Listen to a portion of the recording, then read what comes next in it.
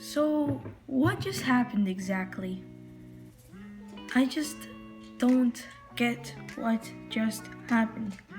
A couple of videos ago, I said that this is gonna be a game development slash coding channel, but the video after that, I made a DIY how to keep the coronavirus away.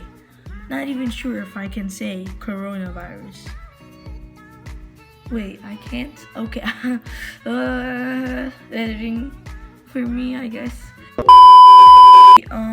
The video after that, I made it about cooking. How to make the chocolate cake. That was fun to do, but still, it wasn't a coding video. Next video, how to make cookies. Still not a coding video. And I begin to wonder, am I actually making this a coding channel? I do not think so.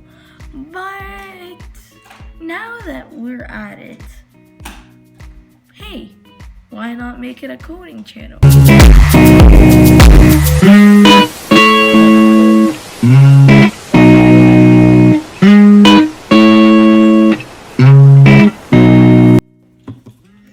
Well, first thing, what do I do when I'm a coder? Well, I code stuff.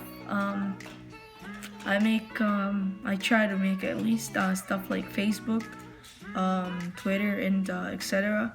Even the app that you're watching it from, that's software engineering, and that's my, should I say dream job or future job?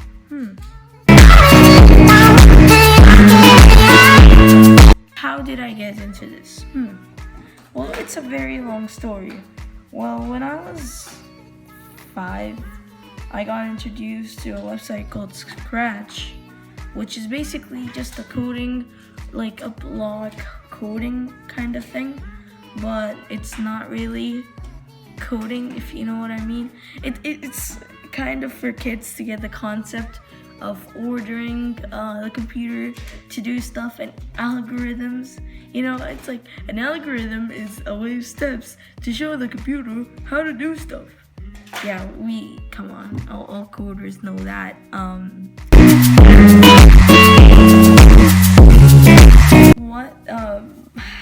How do I know that I actually code stuff and not steal codes off the internet?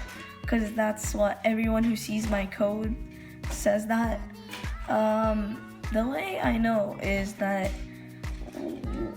a big chunk of my learning stage, I literally had a laptop and a desktop, and I didn't have internet on my big desktop for some reason.